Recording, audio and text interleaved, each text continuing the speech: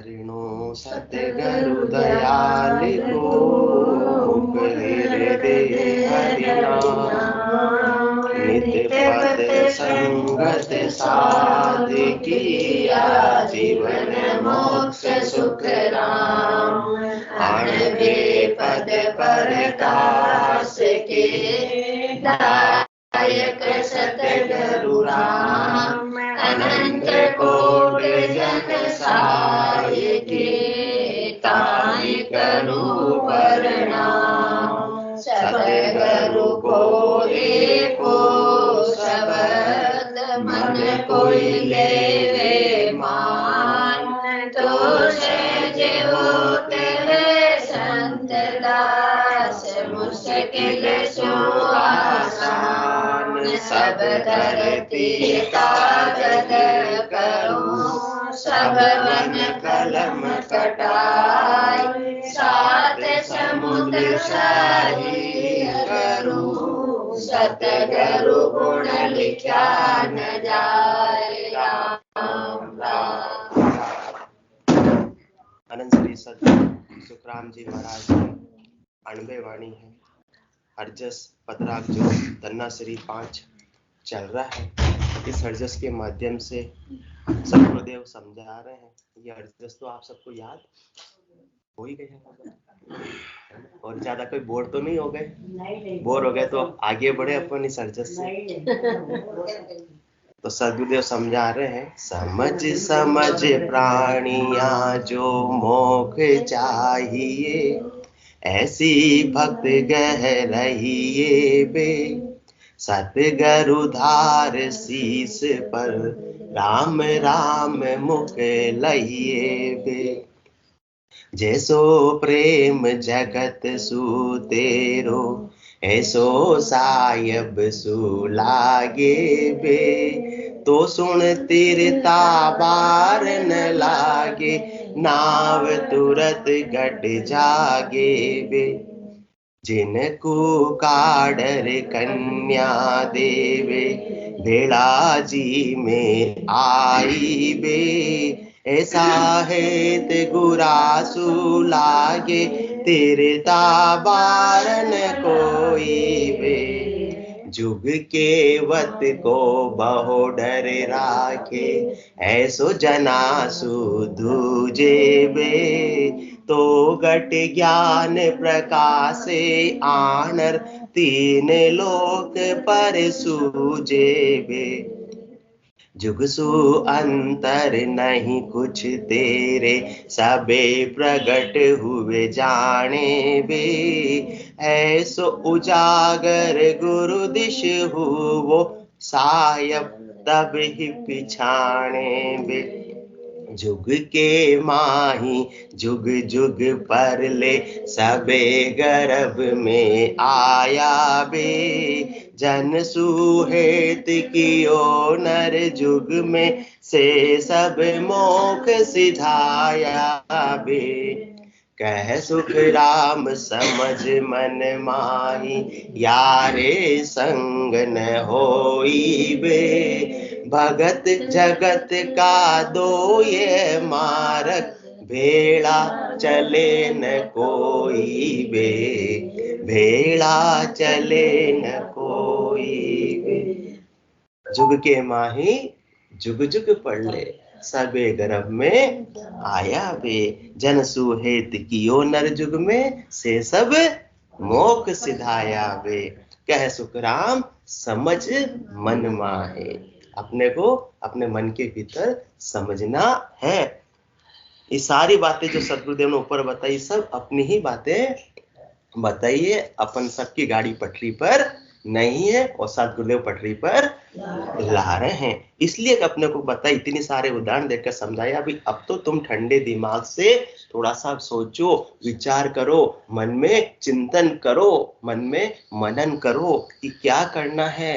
अपन दोनों हाथों में लड्डू रखना चाहते हैं जो कि संभव नहीं है ना। हमारे माता जी बोलते दो नाव में सवारी कह रहे हो तो डूबो। तो दो नाव में सवारी होने वाली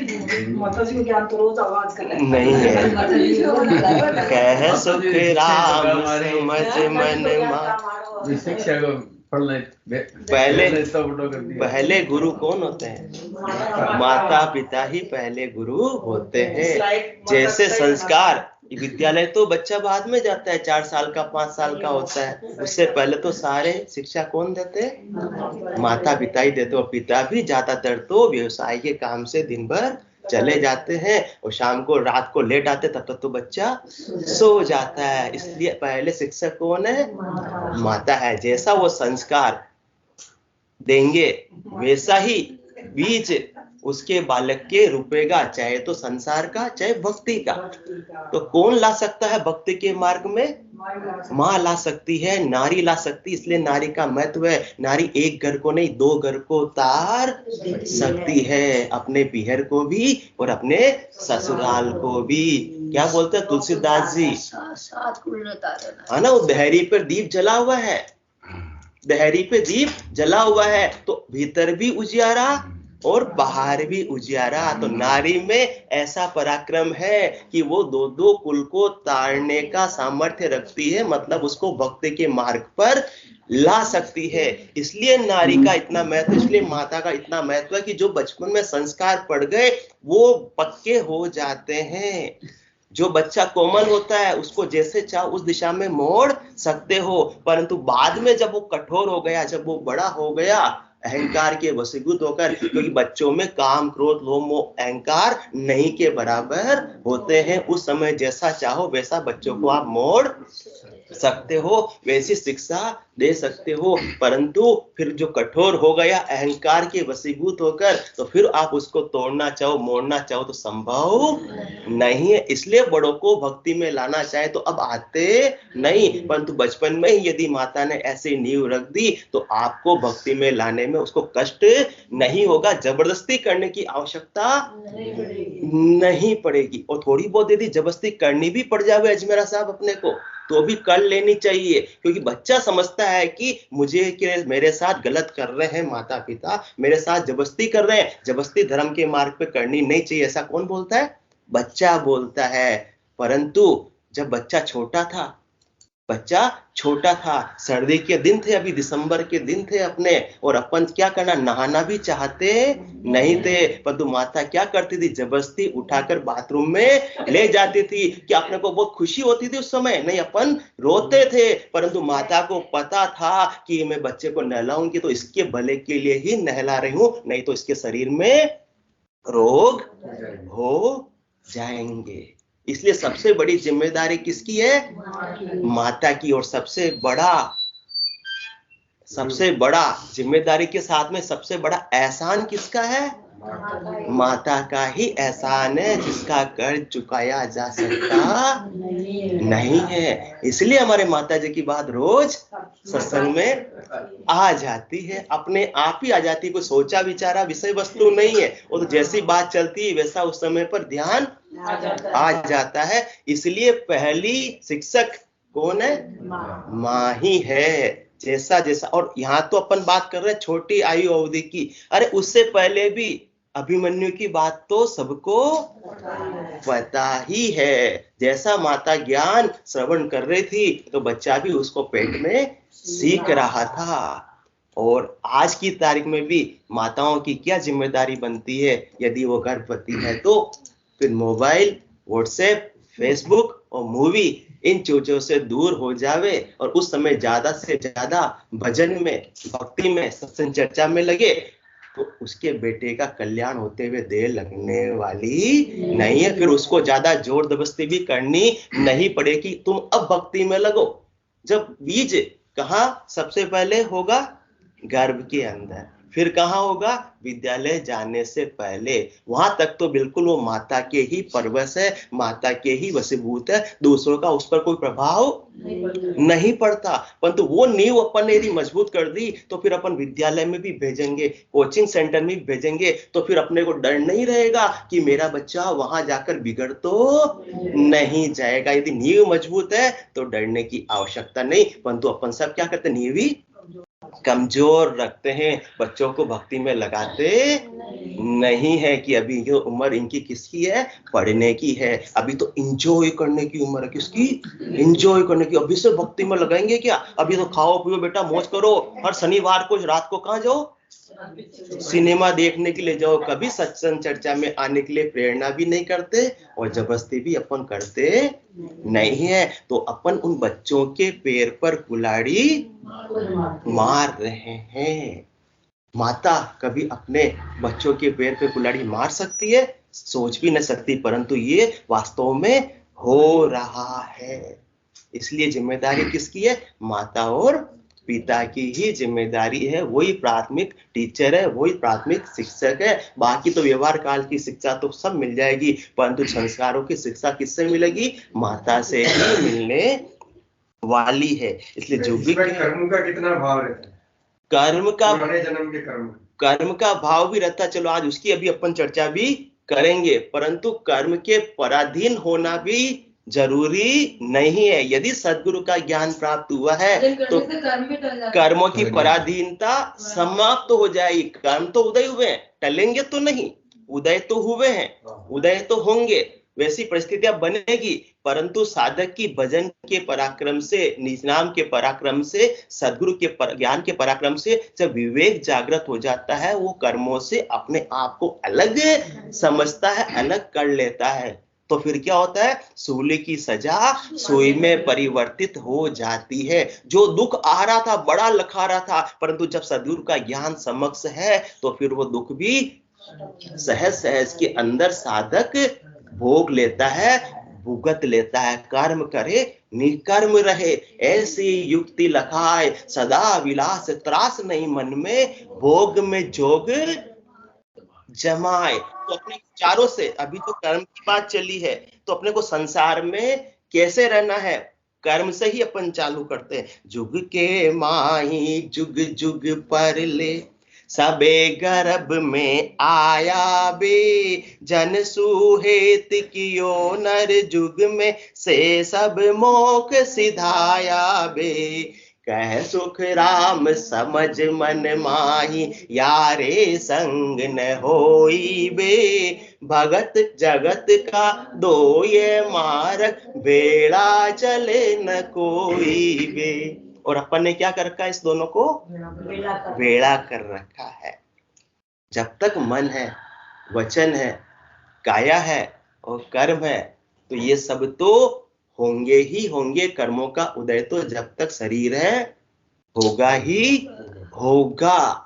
परंतु चार चीजें हैं जिससे अपने को उपराम होना है। जिस प्रकार से कल अपन बात कर रहे थे, मैं जग में रहूं तो ऐसे रहूं जो जल में कमल का फूल रहे। तो कमल का फूल जल में रहता हुआ भी जल से उपराम रहता है, ऊपर रहता है, अलग रहता है, उसमें भीगता नहीं है। भले ही कीचड़ है, भले ही दलदल है, परंतु वो उसमें फंसता नहीं है। तो कर्मों का दलदल, कर्मों का कीचड़ तो आएगा ही आएगा, उसको कोई रोक सकता नहीं। परंतु कर्मों से अलग होने का सामर्थ्य तो अपने में है। वो कब मिलता है? जब तक सद्गुरु के ज्ञान को सिरोधारी नहीं करते, तब तो कर्मों के दलदल में अपन फंसे जाते हैं, उससे अलग हो पाते नहीं। और उसमें अपनी जोर जबरदस्ती करते हैं कि मैं इस कर्म को बदल के रहूंगा।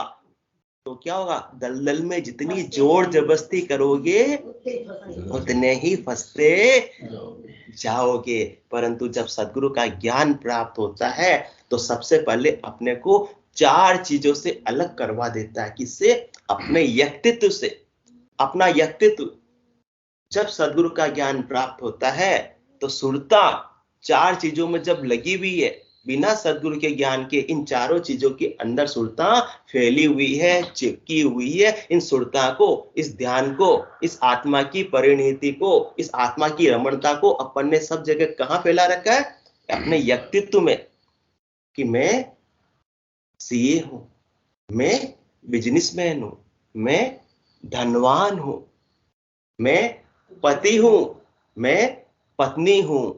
ये व्यक्तित्व अपनी क्षणिक अवस्था है। ये आत्मा न तो सीए है, ना धनवान है, ना बिजनेसमैन है, ना दरिद्र है। ये सब क्या है? ये अपनी क्षणिक अवस्था है। ये तो डायरेक्टर ने, कौन से डायरेक्टर ने? परमात्मा रूपी डायरेक्टर ने अपने को ये थोड़े समय के लिए रोल निभाने के लिए भेजा है, अपने को ऐसा पात्र बनाया है। जब भीतर से अपने को ऐसा ज्ञान कह सुखराम समझ मन में आई, अपने को ऐसी समझ है कि ये सीए मैं नहीं, मैं पति नहीं।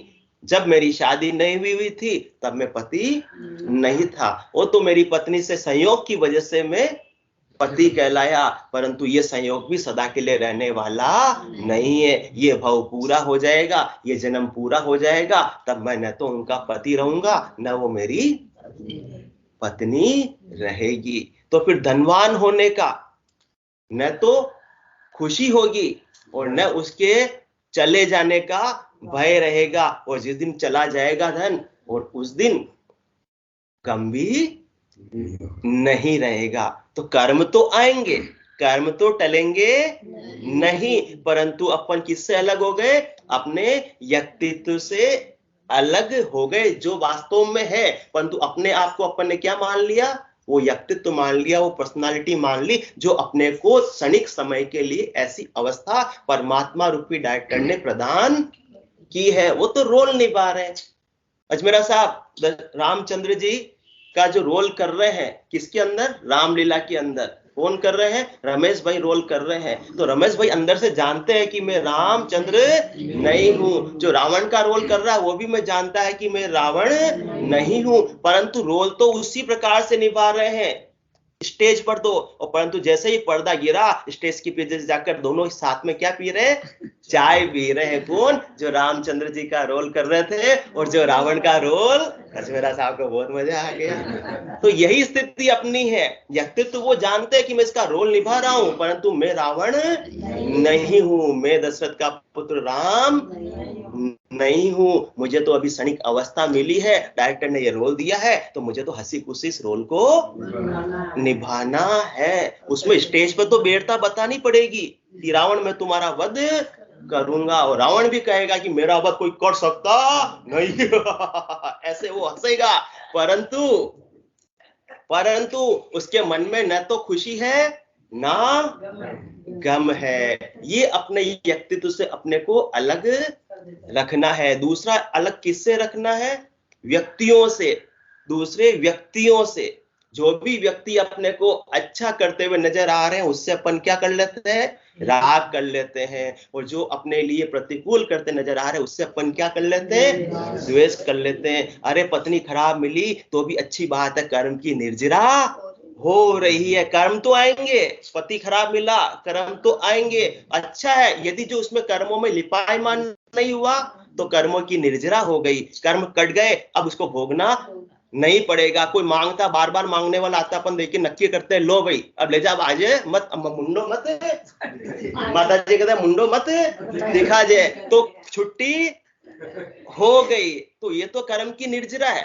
परंतु अपन उस व्यक्ति से अपना सुरता को, अपनी आत्मा को एक में एक जब कर देते हैं तो उसकी वजह से सुखी और दुखी होते रहते हैं। तो पत्नी भी खराब मिली तो उसका भी आनंद लेना। देखो रोज क्या झगड़ा करती है, देखो कितना अपना रोल बखूबी से वो मेरी पत्नी निभा रही है। और परमात्मा ने देखो, डायरेक्टर ने क्या शानदार रोल इसको दिया, उसमें भी आनंद की प्राप्ति होगी यदि सदगुरु का ज्ञान को साधक सिरोधारी करेगा। सतगुरु धार शीस पर राम राम मुख लहिए बे। सबके दर्शन करते हैं, काली माता के भी तो करते हैं, कितनी भयानक है। उसी समय ये समझ लो मेरी काली माता है, हाथ जोड़ो।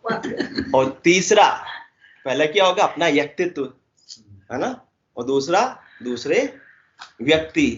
तो जो सुख देते हुए नजर आ रहे हैं, दुख देते हुए नजर आ रहे हैं, वो अपनी इच्छा से नहीं, वो तो परमात्मा ने, डायरेक्टर ने उनको वैसा ही रोल उस समय पर निभाने के लिए बोला है, तो वो रोल अपना निभा रहे हैं। तो आप उस रोल को एंजॉय करो, उसका आनंद लो। जैसे अभी बात हुई, रावण अभी तो राम से लड़ना चाह रहे थे और पीछे जाकर दोनों हंस रहे हैं, साथ में चाय पी रहे हैं। क्यों? क्योंकि जैसा डायरेक्टर ने रोल दिया वैसा काम कर रहे हैं, क्योंकि वो व्यक्तित्व को उन्होंने एक में एक नहीं किया, अपनी सुरता को दूसरे व्यक्ति में लेकर नहीं गए, क्योंकि अपने को स्वयं के अस्तित्व का उनको भान है कि मैं वास्तव में रावण नहीं, मैं वास्तव में राम नहीं, मैं वास्तव में पति नहीं, मैं वास्तव में पत्नी नहीं, मैं तो कौन हूं? मैं शुद्ध स्वरूप आत्मा हूं, उस परमात्मा का अंश हूं। थोड़े समय के लिए उस परमात्मा ने मुझे ये रोल निभाने के लिए इस धराधाम पर भेजा है। इस बड़ा रंगमंच है, ये बड़ा नाटक है, ये बड़ी राम लीला है। ये क्या है? बड़ी रामलीला है। उमा कहत में अनुभव अपना, सत हरि भजन जगत सब सपना। उमा कहत ते लोग अभागे, तज हरि भजन विषय अनुरागे। जो अभागे है इस नाटक को सच्चा समझ लेते, किसी से राग कर लेते हो, किसी से द्वेष कर लेते। फिल्म हॉल में बैठ के पगले, क्या हंसना क्या रोना। समझदार कहेंगे या पागल कहेंगे? पागल ही कहेंगे। फिल्म हॉल है ये, तो कोई अपने से अच्छा व्यवहार नहीं कर रहा है तो अपन दुखी हो गए, उत्तेजित हो गए। तो क्या हो रहा है? अपनी चेतना को, अपनी आत्मा को अपन ने कहां ले गए? उसमें जाकर सामने वाले व्यक्ति में जाकर फंसा दिया, स्थिर कर दिया। वो तो दलदल के अंदर फंसा दिया, जबकि अपनी आत्मा को, अपनी चेतना को, अपनी सुरता को कहां स्थित करना था? स्वयं के भीतर स्थित करना था, जहां परमात्मा का वास है। तो पहला क्या होगा अपना? व्यक्तित्व, दूसरा व्यक्ति, दूसरे, तीसरा वस्तु। वस्तुओं से अपन अलग है अजमेरा साहब या एक है? अलग है।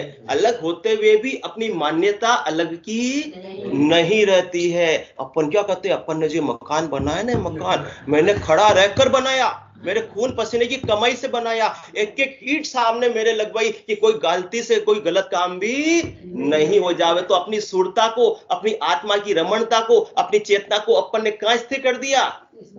इस मकान में जाकर रोक दिया, स्थिर कर दिया। हाँ, रोज सुबह पूरा ध्यान रखते, तराई होनी ही होनी चाहिए। जो चौकीदार रखता था उसे खड़े रखकर तराई कराते थे, और नहीं तो खुद भी, अजमेरा साहब बोल रहे, खुद भी तराई करते थे। क्यों? क्योंकि ये मेरे खून पसीने की कमाई से मैंने बनाया। मैंने इतनी मेहनत की, दिन रात एक किए, फिर जाकर मैंने धन को संचित किया। उस धन से मैंने क्या किया? ये मकान बनाया, उसका रंग रोगन बनाया। मैं एक सामान ढूंढ कर आया कि मार्बल ऐसा लगना चाहिए, उसके लिए मैं चित्तौड़ गया, मकराना गया, वहां जाकर मैंने पसंद किया। तो एक एक ईंट मेरे हाथ की लगी हुई है। जितनी ज्यादा अपने चेतना को लगाया, उतनी ही ज्यादा उसका अपने को मोह होगा, नहीं जाता उसका भी होने वाला है। ताकि ये इस मकान पर रहने वाला नहीं। इतने बड़े बड़े मकान अपन बनाते हैं, जैसे कि हजारों वर्षों तक अपने को इसी मकान में रहना है। वो किस उम्र में बनाते हैं? रिटायरमेंट की उम्र में बनाते हैं कि बच्चों को तो दुकान का काम डिस्टर्ब ना हो, वो पिताजी यहाँ आकर मकान का देखरेख करे। अपनी सबसे बड़ी गलती है, सबसे बड़ी भूल है। इसका माइक खुला हुआ, माइक बंद कर लेंगे, दूसरों को डिस्टर्ब हो रहा है। आपके माइक पे जो म्यूट का निशान आता है ना, म्यूट क्रॉस आना चाहिए, क्रॉस आना चाहिए माइक पे। माइक को म्यूट करें। तो जितना ज्यादा, इसमें एक और बात है, जितना ज्यादा अपन मेहनत करते हैं, खून पसीना एक करते हैं और फिर पैसा कमाते हैं, और पैसा से कोई अपन वस्तु खरीदते हैं, तो उसमें ज्यादा आत्मा की रमणता रहती है। उससे आत्मा उतनी जल्दी मुक्त हो पाती नहीं कि देखो मैंने एक एक दिन करके, दिन और रात एक कर कर इतनी मेहनत से मैंने ये पैसा कमाया। जो मेहनत से पैसा नहीं कमाता उसको इतनी गिद्धता नहीं रहती, वो उड़ाने में भी देर आता रहता है, जाता रहता है। परंतु आत्मा के कल्याण, संसार की दृष्टि से तो मेहनत की कमाई अच्छी है, परंतु आत्मा के कल्याण की दृष्टि से देखें तो अपन उसमें गिद्धता ज्यादा रख लेते हैं, अपनी चेतना को ज्यादा रोक लेते हैं। इसलिए उससे, वस्तुओं से अपन अलग होते हुए भी अलग मान सकते नहीं है। और जब तक अलग नहीं मानेंगे तब तक तो अपनी चेतना वहीं रुकी रहेगी। आज अजमेरा साहब अपने को घर पे जाना है, तो घर पे यहीं बैठे रहेंगे तो क्या घर पे पहुंच सकेंगे? नहीं पहुंच सकेंगे। घर पे पहुंचने के लिए यहां से अपने को उठना पड़ेगा। जहां जहां अपनी चेतना को अपन ने रोक रखी, वहां से समेटनी पड़ेगी, तो अपन घर पर पहुंच पाएंगे, इसके बिना तो संभव नहीं है। तो चेतना ने चौथी जगह कहा अपने चेतना बिखरी हुई है, कर्मों के भीतर। कर्म जैसे जैसे उदय हो रहे हैं उसके उसी अनुसार अपन व्याकुल हो रहे हैं। दुखी और सुखी, आकुलता व्याकुलता अपने कर्मों के अनुसार लगी हुई है, सुखी और दुखी हो रहे हैं। कर्म अच्छे उदय हो गए, अच्छों का मतलब भक्ति के मामले में नहीं, संसार के मामलों में अपन बोलते हैं अच्छे कर्म उदय हो गए तो उसके अंदर फूले नहीं समा रहे हैं, और कर्म बुरे उदय हो गए तो दुख में ही रो रहे हैं, दुख के अंदर ही समाये हुए हैं, टेंशन में है, अवसाद में है। तो ये क्या है, कर्मों में अपन ने आत्मा को, सुरता को, चेतना को स्थिर कर दिया। तो सदगुरु का जब ज्ञान मिलता है, निज नाम जब जागृत होता है, तो इसकी वजह से ये जगह जगह जो अपनी सुरता बिखरी हुई है, साधक अपनी सुरता को समेट लेता है। क्योंकि कर्म जैसे भी उदय हो रहे हैं वो किसकी वजह से हो रहे हैं, वो तो कहानीकार की कहानी है, वो तो नाटक की, फिल्म की स्क्रिप्ट है, इससे ज्यादा कुछ भी नहीं है। जैसे कहानी के अंदर अभी आया पेज, वैसा वैसा कर्म सामने आ जाता है। तो कर्मों को भी हंसते हुए, एंजॉय करते हुए अपने को देखना है कि ये कर्म से मैं अलग हूं, मैं आत्मा हूं, शुद्ध स्वरूप हूं, कर्म से मेरा कोई नाता नहीं है। ये तो जो मेरी क्षणिक अवस्था है, जो मुझे रोल निभाना है, तो रोल के अंदर अभी ऐसे कर्म उदय हुए हैं, ऐसी मेरी कहानी आई है, वैसा वैसा हो रहा है। परंतु रामचंद्र जी को पता है ये वास्तव में रावण,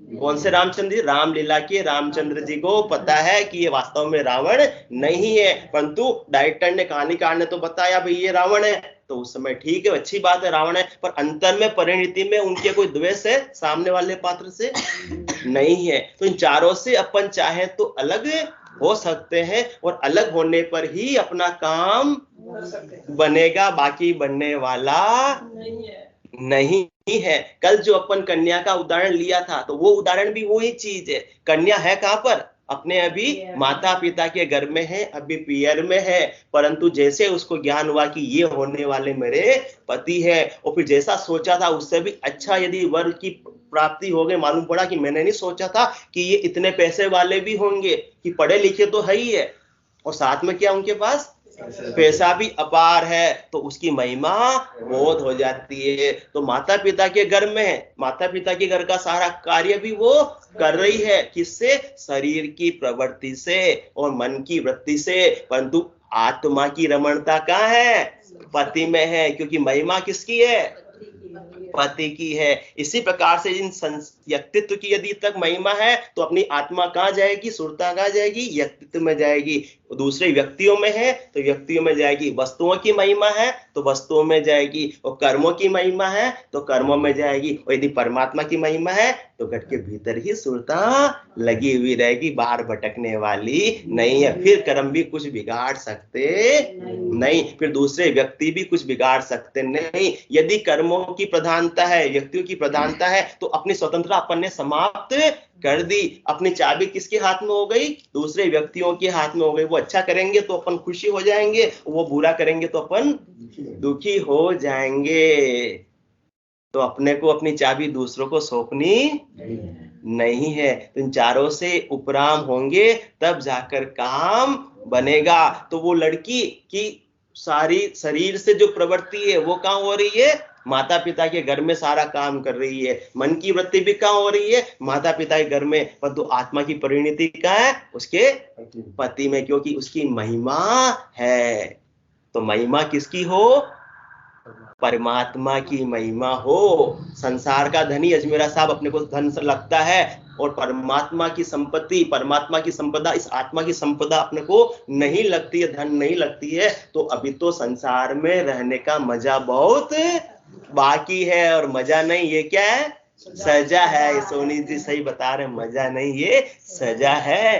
तो अपने को संपत्ति, जो परमात्मा की संपत्ति है, वही अपनी संपत्ति है। और अपन उदाहरण देवे, अपन सत्संग चर्चा में बैठे हैं, परंतु अपना ध्यान कहाँ चला जाता है, घर में चला जाता है, बिजनेस में चला जाता है। क्यों, क्योंकि बिजनेस की अपने महिमा है, ड्राइविंग करते हैं, अजमेरा साहब बहुत अच्छी गाड़ी चलाते हैं, उस दिन मार्केट में देखा सूचना के अंदर क्या क्या गाड़ी बड़े बाजार में भी शानदार गाड़ी चलाते हैं। तो अब गाड़ी चलाते हुए भी इनको अच्छी प्रैक्टिस हो गई, तो मन की वृत्ति शरीर की प्रवृत्ति दोनों गाड़ी चलाने में हो सकती है, परंतु उस समय आत्मा की रमणता कहाँ होती है? जिस चीज की महिमा हो। तो उसमें एक विचार क्या चल रहा था? ऑफिस मुझे जाना है, उस पार्टी को ये जवाब देना है। गाड़ी भी चल रही थी, परंतु सुरता कहाँ लगी हुई है? जहां की अपने को महिमा है। और अपन साधारण सा उदाहरण ले, आज सुबह आपने चाय बनाई होगी,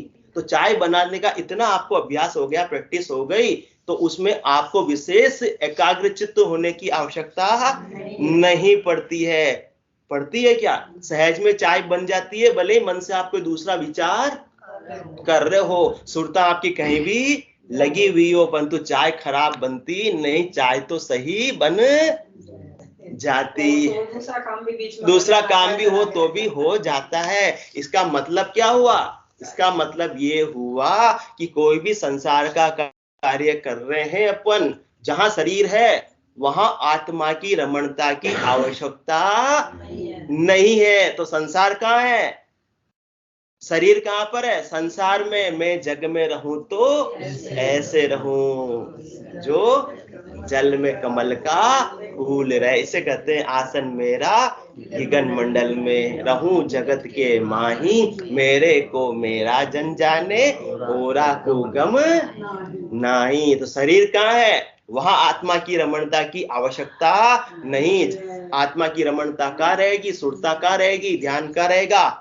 जहां की महिमा है। तो अपने को परमात्मा की, इस आत्मा की महिमा कौन बता रहे हैं? सदगुरुदेव बता रहे सत्संग के माध्यम से। इसलिए सतगुरु धार शीस पर राम राम मुख लइए बे, जन सुहेत कियो नर जुग में, से सब मोख सिधाया बे। तो बच्चा खेलता है, खेलने में उसको बहुत रुचि है, बहुत उसको आनंद आता है। रुचि क्यों खेलने में? क्योंकि खेलने से उसकी सुख की बुद्धि है, खेलने की उसके महिमा है। तो जब खेलता है तब वो बुद्धि भी, उसकी आत्मा की रमणता भी, आत्मा की सुरता भी कहाँ लगी रहती है? खेलने में। और शरीर भी कहाँ लगा रहता है? खेलने में। पर तो जब घर पर पढ़ाई करने के लिए आ जाता है और बैठ जाता है, तो फिर चेता किधर जाता है? खेलने में। क्यों? मन किधर जा रहा है? खेलने में जा रहा है। क्यों? क्योंकि उसकी खेलने की ही महिमा है। क्यों? क्योंकि उसके खेलने में ही सुख की बुद्धि है।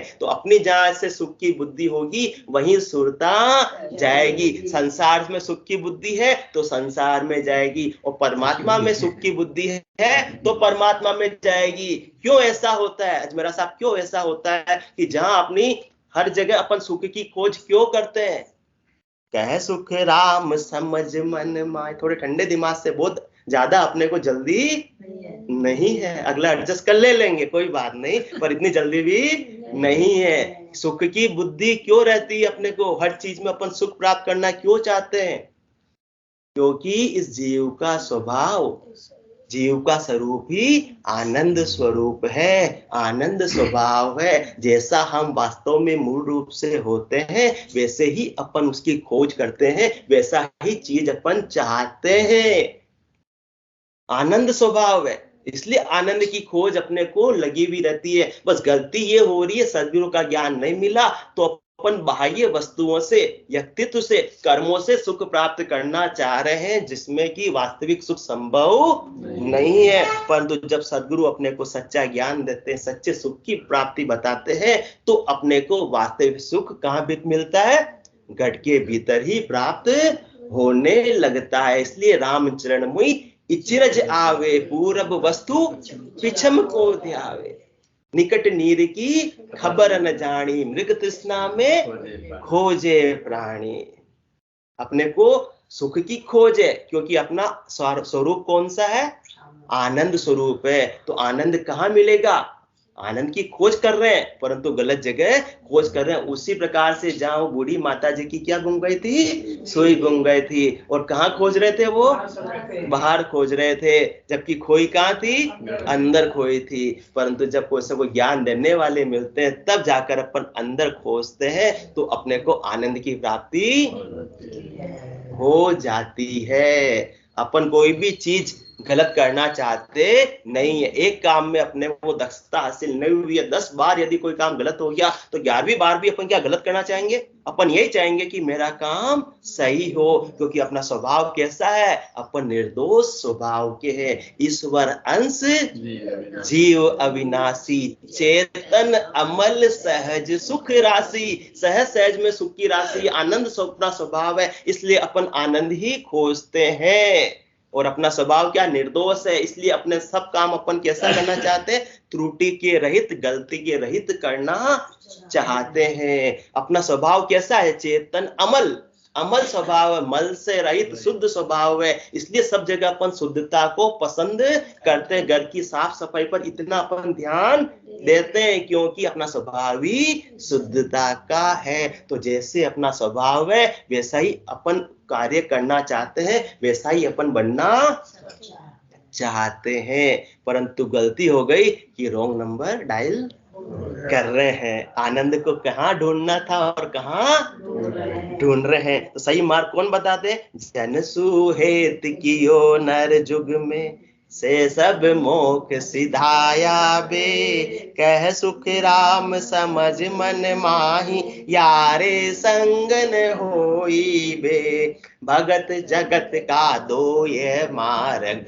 बेड़ा चले न कोई बे। भक्ति का मार्ग और जगत का मार्ग है ना, संसार का मार्ग और मुक्ति का मार्ग, दोनों बेले चलने वाले नहीं है, बिल्कुल अपोजिट है, बिल्कुल अपोजिट है, बिल्कुल अपोजिट है। इसलिए कबीर साहब फरमाते हैं, कबीरा हारा ही भला, जीतन दे संसार, हारा पावे प्रभु को और जीता जम के द्वार। इसलिए मैं तो हारा ही भला। किसमें हारा? संसार के कर्मों से हारा ही भला। कबीरा हारा ही भला, जीतन दे संसार। जितना अपन संसार में जीतने के लिए क्या करेंगे? प्रयास करेंगे, मतलब अपनी सुरता को, अपनी आत्मा को वहां संसार में जाकर स्थिर कर देंगे, उतना ही परमात्मा से दूर हो जाएंगे। क्योंकि भगत जगत का दो ये मार्ग, भेड़ा चले न कोई बे। कबीरा हारा ही भला। इसलिए फायदा किसमें है? संसार से हारने में, संसार से उपराम होने में, संसार से अलग होने में, संसार से लिपायमान नहीं होने में। कबीरा हारा ही भला, जीतन दे संसार। जो जीत रहे हैं तो जीतने दो, जो कूड़े में पड़ रहे हैं उसको पढ़ने दो। क्योंकि हारा पावे प्रभु को, जीता जम के द्वार। जो हार गया, किससे हार गया? संसार से आ गया। इसलिए हारो रे कोई, हारो रे संसार करम सु हारो रे। गुरु जी रो ध्यान हृदय धर राखो, रसना राम उचारो रे। सतगुरु धार शीस पर, राम राम मुख लहिए बे। इसलिए हारो रे कोई, हारो रे संसार करम सु हारो रे। मैं मेरी में मत कोई भूल लो, व्यक्तित्व और दूसरे व्यक्ति जो भी अपन ने बात की, मैं मेरी में मत कोई भूलो, यहाँ नहीं कोई हारो रे कोई हारो रे। संसार करम सु हारो रे। घर का पर का उबा देखे, नहीं किसी को सहारो रे। हारो रे कोई हारो रे, संसार करम सु हारो रे। कालकंठ जब आए गई सो रैसी सकल पसारो रे। हारो रे कोई हारो रे, संसार करम सु हारो रे। जम का दूत पकड़ ले जासी, वाको मुंडो कारो रे। हारो रे कोई हारो रे, संसार करम सु हारो रे। राम चरण बज राम संगाती, निर्धारा आधारो रे। कह सुख राम समझ मन माई। अपने को क्या करना है? सुरता कहाँ लगानी है? यारे संग न हो, संसार में लगानी है, या ऐसे निराधार परमात्मा जिसका कोई आधार नहीं, परंतु वो सबके आधार है। राम चरण बज राम संगाती, निर्धारा आधारो रे। हारो रे कोई हारो रे, संसार करम सुहारो रे। आज का समय तो हो गया, और सत्संग चर्चा बाकी कि कल करेंगे। बोलो राम सद्गुरु देव जी। महाराज ने दिन्य हो परम दयाल सद्गुरु सुखराम जी महाराज ने दिन्य हो धन श्री सद्गुरु सुखराम जी महाराज के ज्ञान सतस्वरूप भगवान ने दिन्य हो केवली भगवंता ने दिन्य हो जीवाधारण जहाज ने दिन्य हो मोक्ष के मालिका ने दिन्य हो अनंत कोटि संता ने दिन्य हो राम सभा में राम